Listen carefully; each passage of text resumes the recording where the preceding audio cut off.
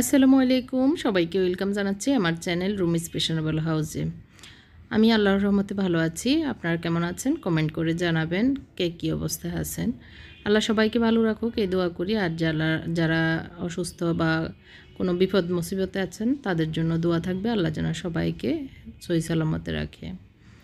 সকালবেলা একটু গাছের পরিচর্যা চলছে। তো এই টবের গাছটা একদম ঝুঁকে গিয়েছে, মানে একদিকে এক সাইডে। তো ভাবলাম যে এটাকে যেহেতু চাষাবাদ করতেছি, এটাটা একটু ঘেরাও টেরাও দেওয়া দরকার। তো এটার বাগানের মতো করে একটু ঝাঁক দিয়ে দিচ্ছি আর কি, বা বেড়া যেটাকে বলে হয় আর কি। তো এখানে আমি টুথপিক ছিল আমার বড় বড় টুথপিক বলতে শার্টলেটের যে ইয়েগুলো, ফিনগুলো আর কি। তো ওইগুলো গেঁথে তারপরে একটা সুতা দিয়ে এভাবে বেঁধে বেঁধে দিব আর কি। তো গত 2 দিন আগে যে ব্লগটি দিয়েছিলাম, আমার ছুরি কালেকশন দেখিয়েছিলাম, ছুরি বানিয়েছি, সেটাতে আপনারা সবাই পছন্দ করেছেন। এটা জেনে আমারও ভালো লেগেছে, সেজন্য আপনাদের সবাইকে অসংখ্য ধন্যবাদ জানাচ্ছি। আর কয়েকজন আপু প্রশ্ন করেছেন এটা এই ছুরিগুলো মানে কোন গোল্ডের, 18 ক্যারেট না 21 ক্যারেট। তো এগুলো হচ্ছে 21 ক্যারেটের। আর আসলে দামটা আমি জানি না, যেহেতু আমি একটা ছুরি দিয়ে বানিয়েছি, কতটুকু দাম হবে সেটা আসলে আমি জিজ্ঞাসাও করিনি, আর এই বিষয়ে আমার দরকারও মনে করিনি আর কি। যেহেতু একটা জিনিস দিয়েই বানিয়েছি, মানে আমি গোল্ড দিয়ে বানিয়েছি আর কি। তো টাকার পরিমাপটা কত আসবে সেটা আমার জানা নেই। আশা করি আপনাদের প্রশ্নের উত্তর পেয়েছেন। আপনারা চাইলে গোল্ড নিয়ে বা কিনে ওইভাবে ডিজাইন দেখিয়ে বানিয়ে নিতে পারেন। দোকানেও অনেক ডিজাইন থাকে, সেই ডিজাইনগুলো দেখেও বানিয়ে নিতে পারবেন আর কি। আর অনেকে বলেছেন আমার জুয়েলারি কালেকশানগুলো দেখাতে। আসলে আমার বেশি একটা যে জুয়েলারি অনেক কিছু আছে তা না, আমি বলেছিলাম ছোটোখাটো অল্প স্বল্প আছে। সেটা আমি একবার অনেক আগে প্রথম দিকে আর কি আমার ব্লগের, সেই সময় আমি আমার গোল্ডগুলি কীভাবে ক্লিন করেছি সে সময় দেখিয়েছিলাম। তারপরও আপনারা চাইলে আমি পরবর্তীতে আরেকদিন ইনশাল্লাহ দেখানোর চেষ্টা করব। আর গতকালকে আমি যে স্যান্ডউইচ মেকারে নারকেল পিঠা বানিয়েছি, সেইখানের একটা প্রশ্ন ছিল, প্রশ্ন না বলেছিলেন আর কি, যে স্যান্ডউইচ মেকারে উনি বানাতে গিয়ে লেগে গিয়েছে। তো আসলে বানানোর আগে অবশ্যই তেল ব্রাশ করে নিতে হবে স্যান্ডউইচ মেকারে, না হয় আমিও প্রথম দিন বানাতে গিয়ে ভুলে ব্রাশ করিনি আর কি, অয়েল ব্রাশ করা হয়নি, তখন কিন্তু নিচে লেগে গিয়েছে। পরবর্তীতে যখন অয়েল ব্রাশ করে লাগিয়েছি তখন কিন্তু সুন্দরভাবে লাগিয়েছে, মানে উঠে গেছে আর কি। আর এই যে আমার জিজি প্ল্যান্টটার অনেক সুন্দর একটা শিকড় বেরিয়ে অনেক বড় হয়েছে, এটা দেখে আমার অনেক ভালো লাগতেছে। তো যাই হোক, টুকিটাকি গাছের চর্চা হয়েছে। এখন আমি চলে এসেছি রান্নাঘরে, একটু সবজি রান্না করছি ডাল দিয়ে। তো প্রথমে দিয়ে দিয়েছি শুকনো মরিচ আর জিরা ফোড়ন দিয়ে দিচ্ছি।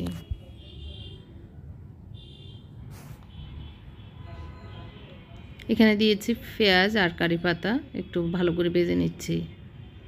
সবজিতে আসলে পেঁপে, বরবটি, একটু পাতাকপি ছিল সেটা দিয়েছি, একটুখানি একটা আলু দিয়েছি, এরকম আর কি মিক্স সবজি। এখানে কিছু মশারির ডাল, আধা কাপ থেকে একটু বেশি হবে, সেটাকে ধুয়ে তারপর দিয়ে দিয়েছি প্রথমে। তো এখানে একটা মিস্টেক হয়েছে, সেটা পরে বলতেছি। আর সবজির ভিতরে পটলও ছিল, সব মিলিয়ে অনেকগুলোই। তো আসলে 2-3 বেলা খাওয়ার জন্য একবারে একটা সবজি করে নিচ্ছি। দিয়েছি পরিমাণ মতো লবণ, দিচ্ছি আর কি অল্প একটু হলুদ। হলুদটা বেশি ইউজ করব না, হলুদ বেশি দিলে ভালো লাগে না সবজিতে। শুকনো মরিচ মানে গুঁড়ো মরিচ দিব না, কাঁচামরিচ দিয়ে রান্না করব, সে কারণে কাঁচামরিচ দিয়েছি। একটু জিরা ধনিয়া পাউডার দিব, এখানে ধনিয়া পাউডার আছে, ধনিয়া পাউডারটা দিয়ে দিচ্ছি 1 চামচ। আর দিয়ে দিচ্ছি জিরা পাউডার। পরোটা ফাঁসে বানিয়ে নিচ্ছি, তো পরোটার আটা করে রেখেছি, এখন বানাবো। সকালবেলা আসলে ছেলেরা রুটি মাঝে মাঝে খায়, আর মাঝে মাঝে বেশিরভাগই চায় যে পরোটাই বানিয়ে দিতে। তো সবজিগুলোকে ভালো করে নেড়ে চেড়ে আমি উল্টিয়ে পাল্টিয়ে ঢাকনা দিয়ে দিব, সুন্দরভাবে ভাজা ভাজা টাইপের হয়ে যাবে আর কি, মাখা মাখা। এখানে পাতাকপির পরিমাণটা একটু বেশি ছিল, যার কারণে অনেকগুলো মনে হচ্ছে। তো যে মিস্টেকটার কথা বলেছি, আমি পেঁয়াজ যখন ভেজেছিলাম তখনই এই চিংড়ি মাছগুলো ভেজে একবারে দিব ভেবেছিলাম, কিন্তু একদম ভুলে গেছি। তো যার কারণে একটু তেলে হলুদ মরিচ মেখে তো ওই চিংড়ি মাছগুলো ভেজে নিয়ে এই যে সবজিতে দিয়ে দিচ্ছি। এর ভিতরে সবজিগুলো নরম হয়ে একদম অল্প হয়েছে, মানে অর্ধেকে পরিণত হয়ে গেছে। তো এর ভিতরে আমি চিংড়ি মাছগুলো দিয়ে দিচ্ছি। তো একটু পানি দিয়ে 5 ধুয়ে দিয়ে দিচ্ছি, কারণ তেল মশলাগুলো যেন সবজিতে চলে যায়। ভালো করে আবারও উল্টিয়ে পাল্টিয়ে ভেজে নিব আর কি। আর বেশি কিছু তো দেওয়ার নেই, সবই দেওয়া হয়েছে। এরকম ডাল দিয়ে একটু সবজি রান্না করলে কিন্তু খালি খালি খেতেও অনেক ভালো লাগে।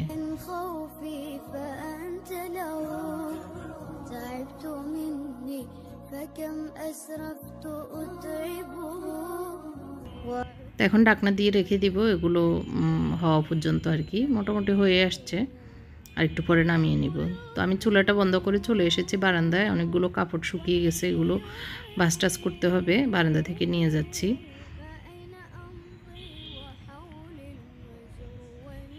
ওয়াশিং মেশিনে যেহেতু কাপড় ধুই, কাপড় কিন্তু বেশি মানে সময় লাগে না শুকাতে, অল্প সময়ে শুকিয়ে যায়, একদমই ড্রাই হয়ে যায় ওয়াশিং মেশিনে ধোয়ার পরে আর কি। যারা আমার চ্যানেলে নতুন এসেছেন তাদের প্রতি একটা রিকোয়েস্ট, আমার চ্যানেলটি যদি আপনারা সাবস্ক্রাইব না করে থাকেন তাহলে প্লিজ আমার চ্যানেলটি সাবস্ক্রাইব করবেন এবং পাশে থাকা ছোট্ট বেল বাটনটিও চাপ দিবেন, যাতে করে আমি যে নিয়মিত ব্লগ দিই সেগুলোর নোটিফিকেশন আপনার কাছে চলে যায়। আর যারা পুরনো দেখছেন এখনও লাইকটি দেননি, প্লিজ লাইকটি দিয়ে দেবেন। আপনাদের একটা লাইক কিন্তু আমার এই ভিডিওটা অনেকের কাছে পৌঁছে যাবে। তো এই তো বারান্দা এসে দেখতেছি আমার নতুন যে অপরাজিতা গাছ সেটাতেই ফুল ফুটেছে। তো এই চারা গাছে ফুল ফুটেছে দেখে আমার অনেক ভালো লাগতেছে। আর আমি চাচ্ছি না এই অপরাজিতা গাছটা এই যে গ্রিলে দিয়ে দেওয়ার, দিলেও আমি একদম নিচের যে গ্রিলগুলো সেগুলোতে দিব, কারণ আগেরটা আমি উপরের দিকে উঠিয়ে দেওয়াতে এখন আমি ওই গাছের কোনো ফুলই দেখতেছি না এর জন্য। আর গত 2 দিন আসলে বারান্দা বেশি একটা আসা হয়নি, আর মনেও ছিল না গাছে পানি দেওয়ার কথা, যার কারণে বিশেষ করে বড় অপরাজিতা গাছটায় অনেক পানি খায়, মানে সকাল বিকেল 2 বেলা না দিলেই ওইটা রাগ করে। তো এই 2 দিন না দেওয়ার কারণে সেই গাছটা একদম পাতা সব হলুদ হয়ে গেছে, মরে যাচ্ছে মনে হচ্ছে। তো একটু পরে দেখাচ্ছে, আর গাছটা বুড়ো হয়ে গেছে, যার কারণে মনে হচ্ছে ওইটা আর বেশি দিন থাকবেও না। এরকম ছোট আগা পাতা আসলে, মানে আগা আসলে গাছের আমার কি সুন্দর লাগে, ভালো লাগে অনেক।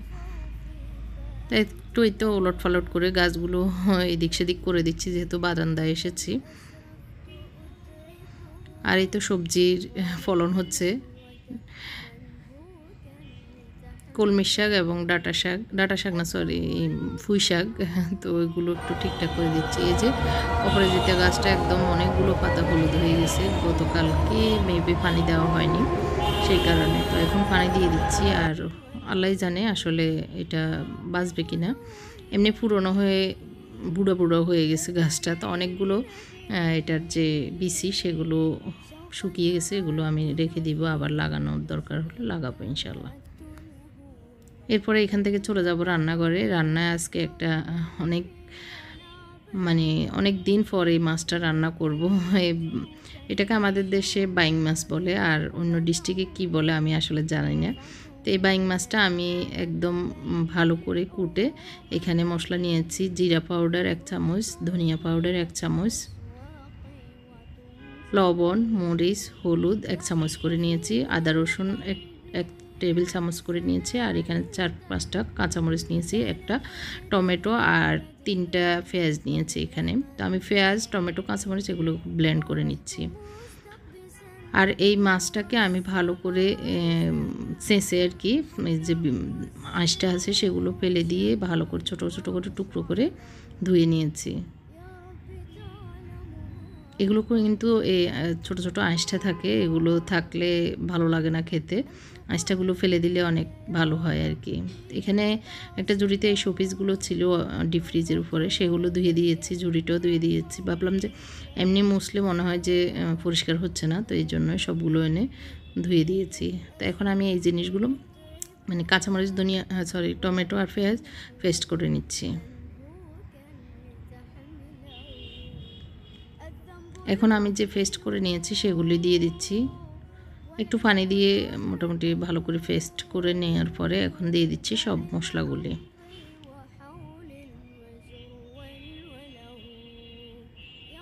ধনিয়া, জিরা আর হচ্ছে এই যে হলুদ, মরিচ, লবণ। এখানে আসলে আমি যে পেস্ট করে দিয়েছি কাঁচামরিচ, টমেটো, সেগুলো পেস্ট না করে আস্ত এভাবে দিয়ে দিলেও হয়, কোনো সমস্যা নেই। তবে পেস্ট করে দিলে ঝোলটা একটু ঘন হয়, এটা আর কি। তো এখন আমি সবগুলোকে একসাথে মেখে নিচ্ছি। একবারে এভাবে মেখে বসিয়ে দিলেও হয়। তো আমি মেখে একটু তেলটা গরম করে তারপর বসাবো।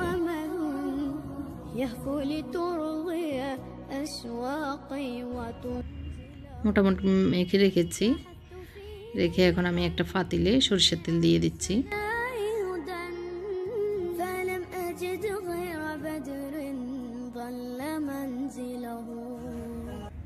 প্রায় 3-4 টেবিল চামচের মতো দিয়েছি।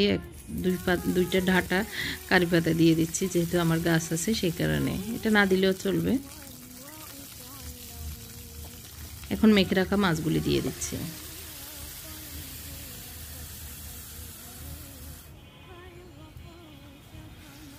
একটু নেড়ে ছেড়ে ঢাকনা দিয়ে রাখবো। একবারে এই যে মশলাগুলি এগুলির ভিতরে মোটামুটি কষানো হয়ে যাক।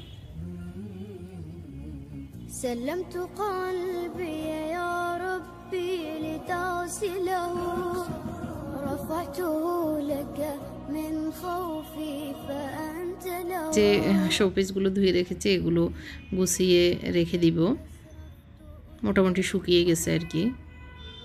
এটা একটা সসের বোতল। সসের বোতলের ভিতরে এনামেল পেন্টের যে কালারটা সেটা ঢুকিয়ে জাস্ট গুঁড়িয়ে গুঁড়িয়ে লাগিয়ে দিয়েছি। একটা শোপিস হয়ে গেছে, ফুলদানি হয়েছে আর কি।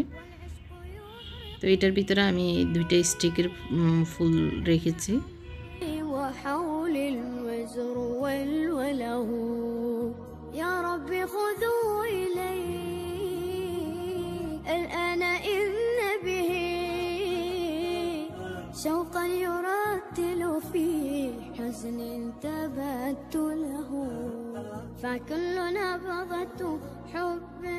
এই তো মোটামুটি সবগুলো দিয়ে দিচ্ছি এখানে যা যা ছিল আর কি।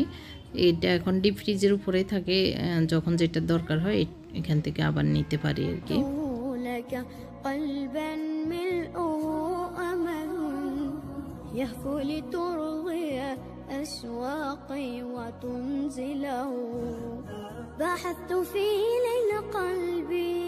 তো এখন আসলে আমি একটু রুমে গিয়ে কি যেন করতেছিলাম, অমনোযোগী হয়ে গেছি, যার কারণে নিচে মাছটা একটু লেগে গিয়েছে, যার কারণে আমি পাতিল চেঞ্জ করে নিয়েছি।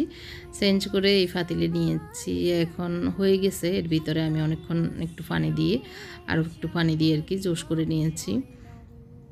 তো আমার এই মাছটা আজকে অনেক দিন পর রান্না করলাম, অনেক টেস্ট হয়েছে। ঝোলটা মাখা মাখা রেখেছি।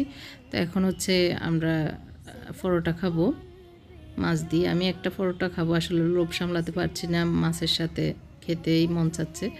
তো এই তো আজকের খাবার সকালের এটাই ছিল, ভাজি আর মাছের ঝোল। আজকের ব্লগটি কেমন লাগছে বা লেগেছে কমেন্ট করে জানাতে ভুলবেন না।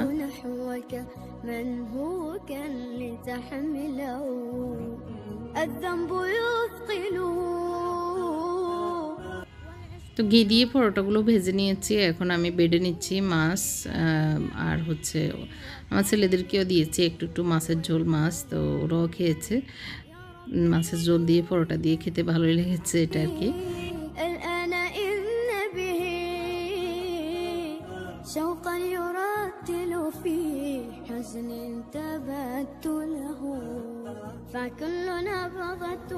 তো আজকে এই পর্যন্তই ছিল।